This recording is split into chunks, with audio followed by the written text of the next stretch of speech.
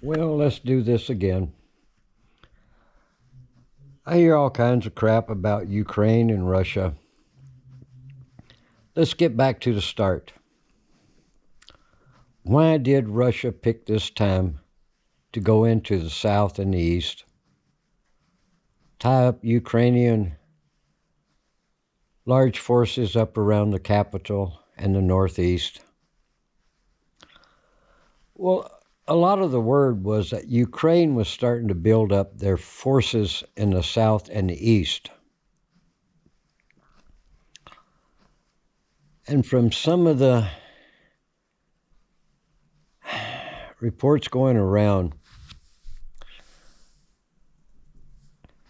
maybe they had help from NATO and the USA to help set up this. But the idea was that with Ukraine building up the forces around the south and the east, was it set up so they could attack the pro-Russian areas and kick them out completely?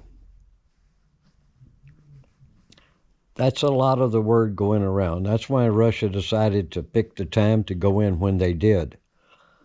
In my first report on this, if you go back to my early days, you'll see that my opinion was Russia only wanted the south and the east and, well, why were they invading Kyiv and the capital and the northeast?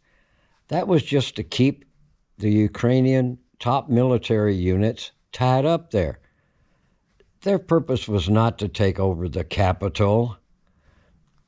If you'll watch, their shelling was fairly precise. They did just enough to keep VALENSKY and his corrupt politicians as protected as possible, even though most of them did get the hell out of the Ukraine when it started, and they went to Poland. They only went back to Kyiv after Russia backed off. But keep in mind, Russia still maintained fire so they could fire onto Kyiv in the northeastern area to still keep the politicians and the major military active up there so they wouldn't leave. And they're still doing it. They can still do it. And as far as the western part, they're only hitting targets that's trying to bring in weapons from NATO and the USA. That's the only reason they're firing into the west. And like I say, they're still firing into Kyiv and those areas up through there just to keep them occupied. The whole main objective is the south and the east. And that's exactly what Putin is doing. And as everybody's watching and finally starting to realize that that's what Russia's doing. They're taking over the south and the east. They don't want the whole friggin' ass country. And they only keep Odessa fired upon just to keep those military people in that area. And one thing about VALENSKY, and based on NATO and the USA,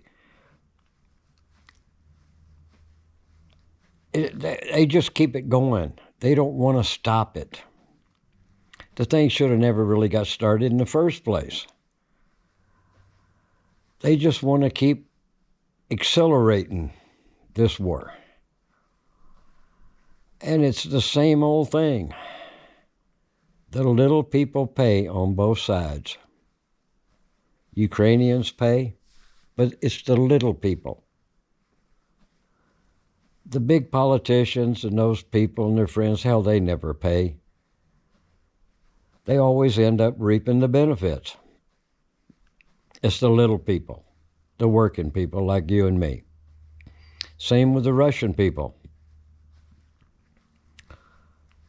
But in this case, you might say it's Russia just trying to protect the people in the South and the East. But it's still the main purpose of Russia, the South and the East, not the whole frickin' country. And I don't give a shit what anybody says. That was the main purpose, and it still is. But Russia has to be in a position to keep Ukraine busy, keep their main militaries scattered up north and east to protect those politicians. But like I say, NATO and the USA, they had to have a purpose. And they're still practicing it. And death and destruction, that's just what happens in war. But 90% of your lousy propaganda is coming out of Ukraine, been distributed throughout all the Western countries in the USA. So the poor Ukrainians, but what you get down to it, to the Ukrainians, it wouldn't matter if Russia was in control or if Ukraine was in control. They'd still have to live the same way. And if you've ever seen a lot of that country in Ukraine, man, those villages, those towns, hell, they don't even have highways hardly. They got mostly all dirt roads. So Ukraine sure as hell hasn't been doing anything with all their resources to help that country. Only the big cities and the big politicians, they get the bucks.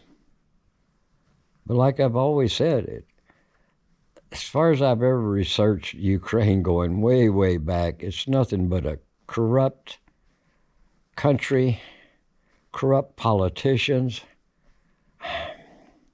right on down to a local policeman on the street. If you got a few bucks, you can buy anything.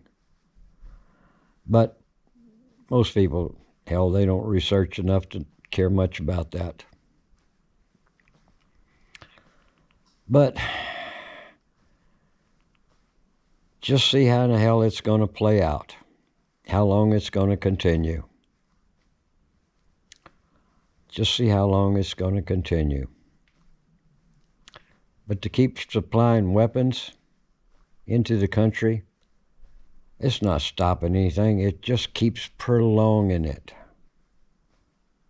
And like I say, it's only the poor working people that have to pay with their money and their blood. Thanks, folks. I'm out of here.